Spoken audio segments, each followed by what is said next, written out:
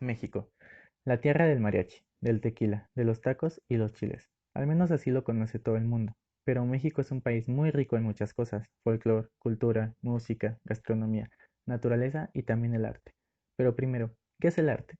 Tenemos como concepto que el arte es la actividad en la que el hombre recrea con una finalidad estética, algún aspecto de la realidad o un sentimiento en formas bellas, valiéndose de la materia, la imagen o el sonido. Y acompáñenme, que México tiene mucha fruta de donde cortar. En el año 1500 a.C., en el Valle de México, tiene lugar la escultura en barro y cerámica, a orillas del lago de Texcoco, Tlatilco, Zacatenco, Arbolillo y Cuicuilco, siendo las más importantes. En los años 200 después de Cristo aparecen los primeros vestigios de arquitectura, conocida como la importante pirámide de Cuicuilco.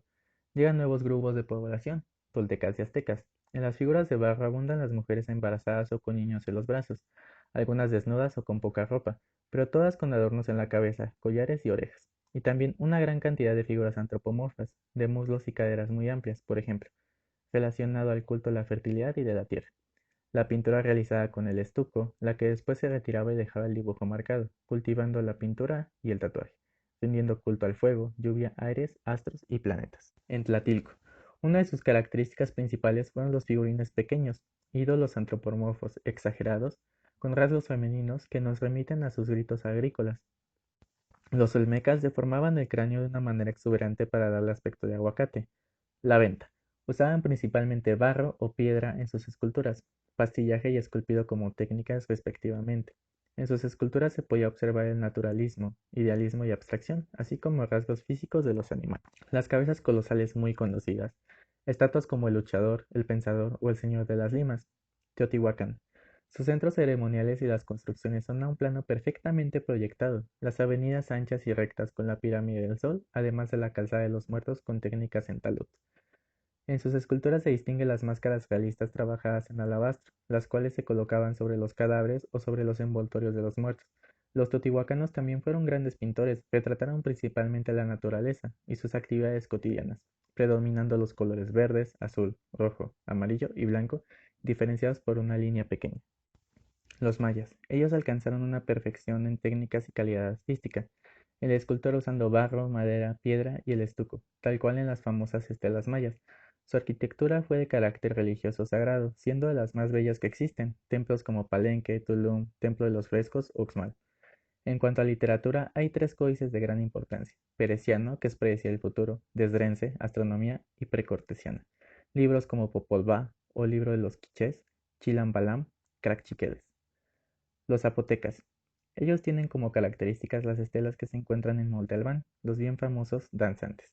Las urnas zapotecas que eran labradas en piedra caliza y el rostro central presentaba rasgos felinos. Los mixtecos. La pictográfica códice notal, los murales y la cerámica pintada de los mixtecos demuestran la habilidad artística de esta cultura. También destacaron en la orfebrería, sin olvidar mencionar sus máscaras mixtecas. En la arquitectura aportaron conceptos arquitectónicos como las grecas geométricas, de piedras ensambladas que adornan los palacios como en la ciudad de Mitla.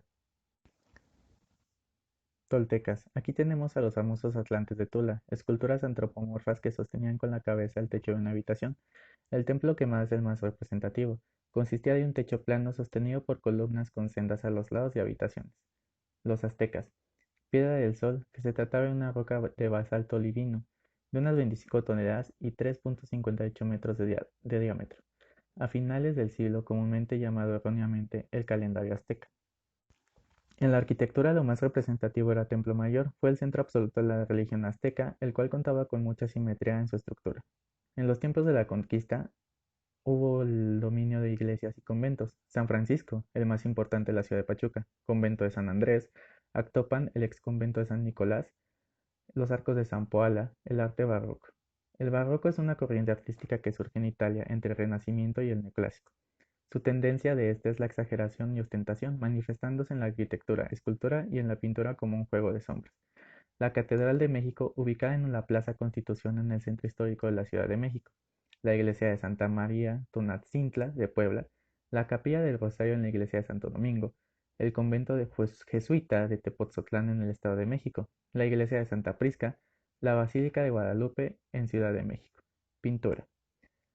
Ángel Turiferario de Juan Correa. En la literatura. El rasgo de la literatura barroco hispana era el contraste, es decir, que las obras se manifiestan como paradojas, contradicción y utilización de tesis y antítesis. Dentro de los más destacados escritores están Sor Juana Inés de la Cruz y Juan Luis de Alarcón. Arte neoclásico. La independencia. Como causa interna tenemos el desarrollo de la identidad novohispana y el nacionalismo criollo. La Academia de San Carlos se encarga de representar la visión artística del pueblo mexicano a través de su historia.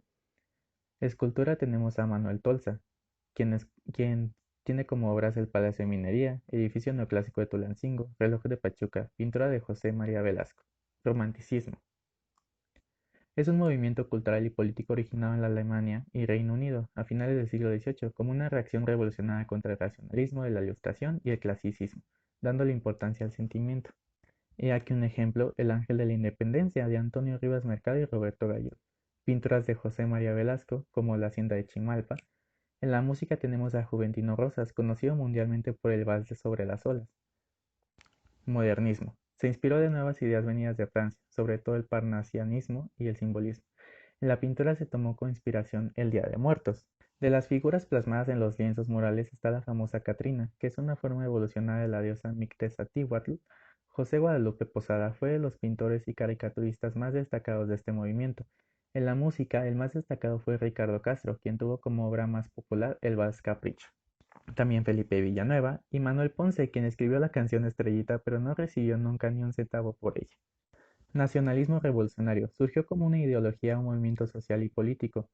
En la pintura tenemos que era un cambio social. La pintura se basaba en estos temas como cambios, la idea de la revolución de la lucha, y pintores destacados como Diego Rivera, quizá el muralista más destacado, y en sus obras más destacadas tenemos Hombre encrucijada, Tierra y Libertad. Clemente Orozco, igual otro pintor populista. Entre sus obras destacadas están Cortés y la Malinche y Prometeus. Alfaro Siqueiros, otro destacado muralista, y sus obras destacadas son Autorretrato, Suicidio colectivo y La nueva democracia.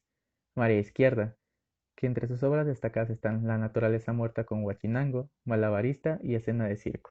Rufino Tamaño, otro pintor mexicano exitoso, quien entre sus obras destacadas están Amigo de los pájaros, El grito y Paisaje con rocas.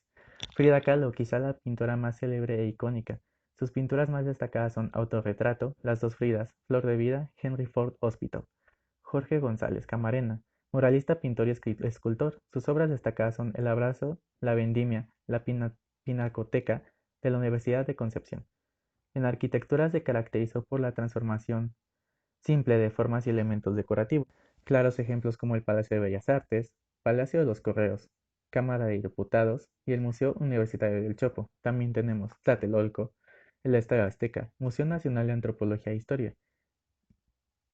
En escultura tenemos a Matías Goeritz, escultor mexicano de origen alemán que al término de la Segunda Guerra Mundial se instaló en México y realizó obras como La Torre Satélite. En la danza nacionalista tenemos a Gloria Contreras, que es directora y coreógrafa de la UNAM, y Sonia Amelo.